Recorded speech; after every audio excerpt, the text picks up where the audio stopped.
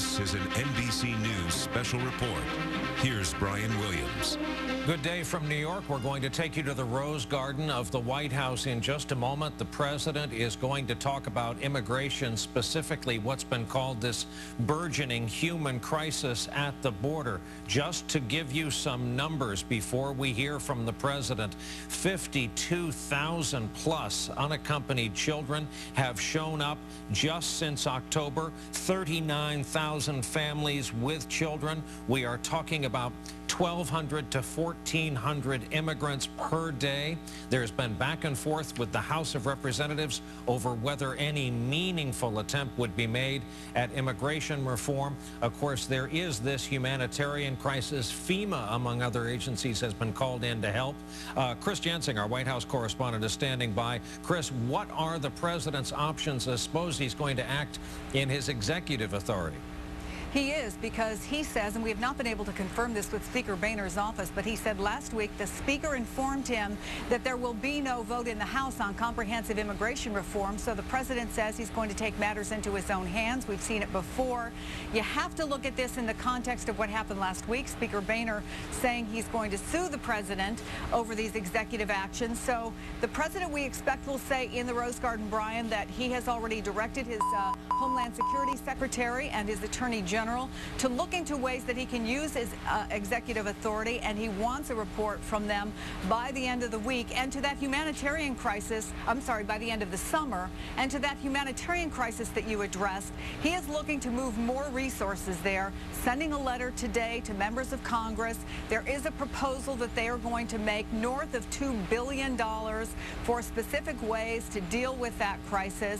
Speaker Boehner has not responded to that, but I just came out of the office of a White House official who told me that, to be fair, the Speaker's office does not have the specifics on what that $2 billion would entail. We do know that it would be more resources both for the legal side of it and the humanitarian side of it.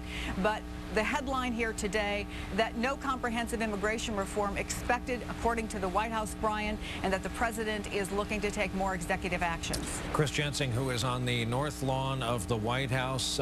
This is going to take place just over the structure on the south side of the building. You see the door on the right goes to the executive offices. The Oval Office is just in the distance there past this podium. We're expecting the president and vice president. Over this past weekend, for Americans who have not kind of dialed into this developing crisis, all of these people arriving at the U.S. border, prompted by various motives in their home countries, many of them looking for asylum, safe haven. Others are the work of smugglers. Still others are trying to avoid real violence in their home countries. One member of Congress this weekend said Americans should be clear-eyed about this. We have nothing less than refugee camps now along the border, and some of the health conditions, the physical welfare conditions have been very, very dicey as the federal government has been scrambling to handle the increased numbers. Chris Jansing, who remains with us, the president has been unambiguous in the last 2 weeks, along with his spokesman. I guess we're seeing the president come out now. Chris, we were going to talk about his advice that people do not come to this country under those circumstances. Here now, the president. Good afternoon, everybody. 1 year ago this month, senators of both parties, with support from the business community, labor, law enforcement, faith communities, came together to pass a common-sense immigration bill. Independent experts said that bill would strengthen our borders, grow our economy, shrink our deficits. As we speak, there are enough Republicans and Democrats in the House to pass an immigration bill today. I would sign it into law today. And Washington would solve a problem in a bipartisan way. But for more than a year, Republicans in the House of Representatives have refused to allow an up or down vote on that Senate bill or any legislation to fix our broken immigration system. And I held off on pressuring them for a long time to give Speaker Boehner the space he needed to get his fellow Republicans on board. Meanwhile, here's what a year of obstruction has meant. It's meant fewer resources to strengthen our borders. It's meant more businesses free to game the system by hiring undocumented workers, which punishes businesses that play by the rules and drives down wages for hardworking Americans. It's meant lost talent when the best and brightest from around the world come to study here, but are forced to leave and then compete against our businesses and our workers. It's meant no chance for 11 million immigrants to come out of the shadows and earn their citizenship if they pay a penalty and pass a background check, pay their fair share of taxes, learn English, go to the back of the line. It's meant the heartbreak of separated families. That's what this obstruction has meant over the past year. That's what the Senate bill would fix if the House allowed it to go to a vote. Our country and our economy would be stronger today if House Republicans had allowed a simple yes or no vote on this bill, or for that matter, any bill. They'd be following the will of the majority of the American people who support reform. And instead, they've proven again and again that they're unwilling to stand up to the Tea Party in order to do what's best for the country. And the worst part about it is a bunch of them know better. We now have an actual humanitarian crisis on the border that only underscores the need to drop the politics and fix our immigration system once and for all. In recent weeks, we've seen a surge of unaccompanied children arrive at the border, brought here and to other countries by smugglers and traffickers. The journey is unbelievably dangerous for these kids. The children who are fortunate enough to survive it will be taken care of while they go through the legal process, but in most cases that process will lead to them being sent back home. I've sent a clear message to parents in these countries not to put their kids through this. I recently sent Vice President Biden to meet with Central American leaders and find ways to address the root causes of this crisis. Secretary Kerry will also be meeting with those leaders again tomorrow. With our international partners, we're taking new steps to go after the dangerous smugglers who are putting thousands of children's lives at risk. Today, I sent a letter to congressional leaders asking that they work with me to address the urgent humanitarian challenge on the border and support the Immigration and Border Patrol agents who already apprehend and deport hundreds of thousands of undocumented immigrants every year. And understand, by the way, for the most part, this is not a situation where these children are slipping through. They're being apprehended. But the problem is that our system is so broken, so unclear, that folks don't know what the rules are. Now understand, there are a number of Republicans who have been willing to work with us to pass real common sense immigration reform. And I want to thank them for their efforts.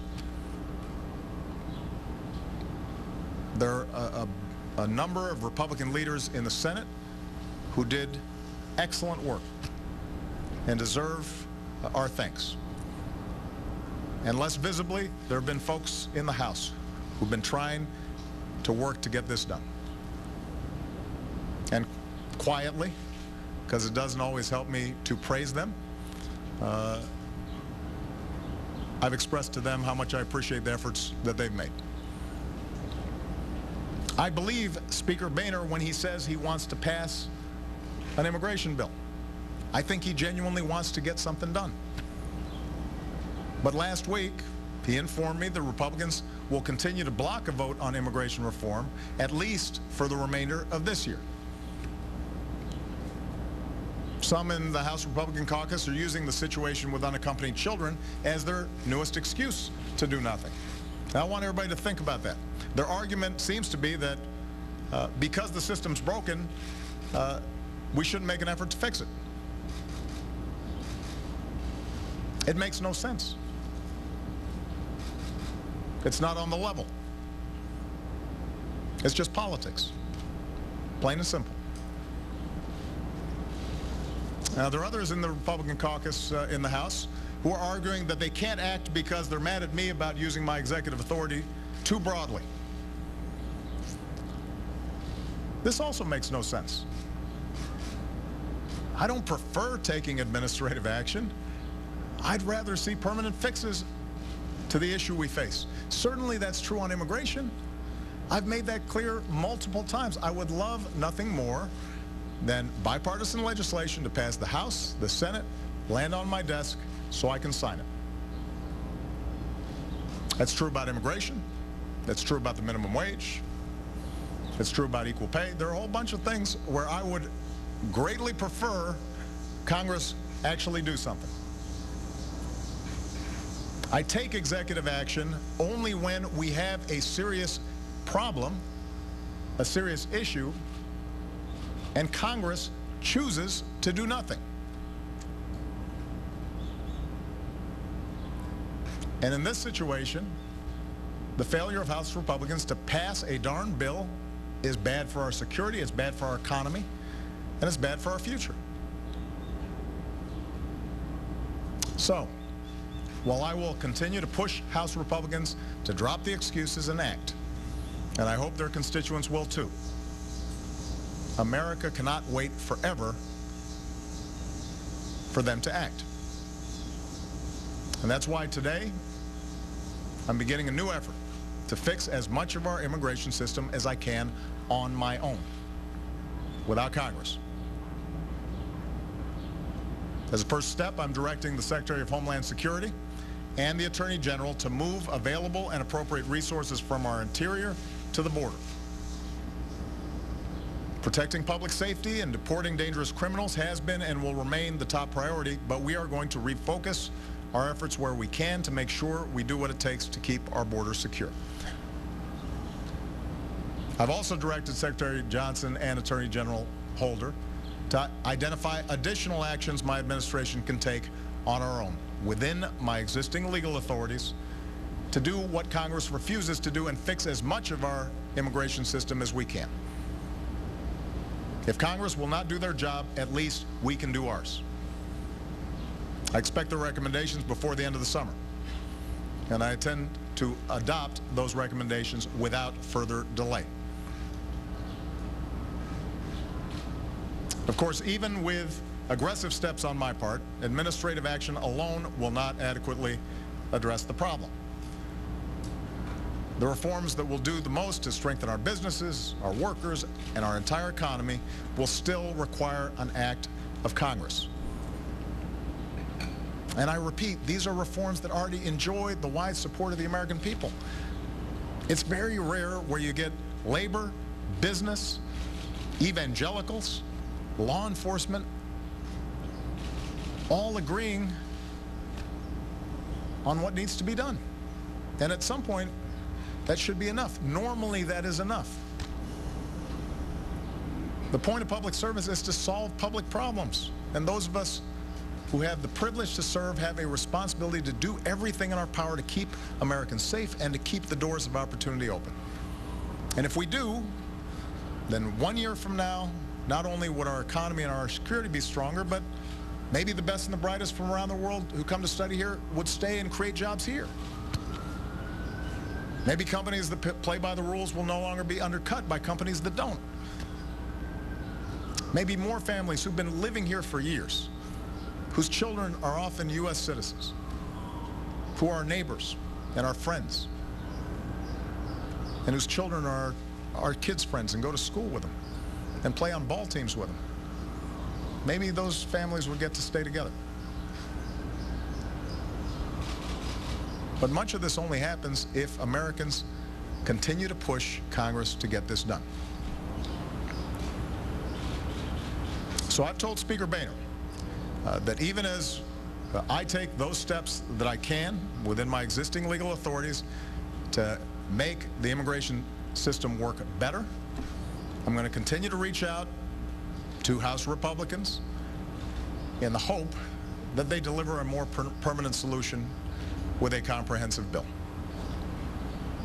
Maybe it will be after the midterms, when they're less worried about politics. Maybe it will be next year. Whenever it is, they will find me a willing partner. I've been consistent in saying that I am prepared to work with them even on a bill that I don't consider perfect. And the Senate bill was a good example of the capacity to compromise and get this done. The only thing I can't do is stand by and do nothing while waiting for them to get their act together. And I want to repeat what I said earlier. If House Republicans are really concerned about me taking too many executive actions, the best solution to that is passing bills. Pass a bill. Solve a problem. Don't just say no on something that everybody agrees needs to be done.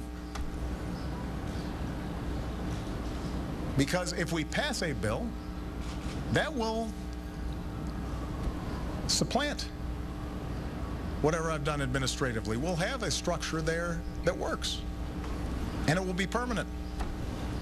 And people can make plans, and businesses can make plans based on the law. And there'll be clarity, both here inside this country and outside it. Let me just close by saying Friday is the 4th of July. It's the day we celebrate our independence and all the things that make this country so great. And each year, Michelle and I host a few hundred service members and wounded warriors and their families right here on the lawn for a barbecue and fireworks on the mall. And some of the service members coming this year are unique because they signed up to serve, to sacrifice, potentially to give their lives for the security of this country, even though they weren't yet Americans. That's how much they love this country. They were prepared to fight and die for an America they did not yet fully belong to. I think they've earned their stripes in more ways than one. And that's why on Friday morning we're going to naturalize them in a ceremony right here at the White House. This Independence Day will be their first day as American citizens. One of the things we celebrate on Friday, one of the things that makes this country great is that we are a nation of immigrants. Our people come from every corner of the globe. That's what makes us special. That's what makes us unique. And throughout our history, we've come here in wave after wave from everywhere, understanding that there was something about this place where the whole was greater than the sum of its parts, that all the different cultures and ideas and energy would come together and create something new. We won this country's freedom together. We built this country together. We defended this country together. It makes us special. It makes us strong. It makes us Americans. It's worth celebrating. And that's what I want, not just House Republicans, but all of us as Americans to remember. Thanks very much. President turning to go back into the West Wing, accompanied by Vice President Biden, to quote from his remarks, "I take executive action only when we have a serious problem, a serious issue, and Congress choose." Good afternoon, everybody. Of course, we'll have a full recap of the president's comments today on the NBC Nightly News at 5:30. And right now, though, we do have to warn you that it's going to be a rather bumpy afternoon and early evening around the Quad Cities. That red box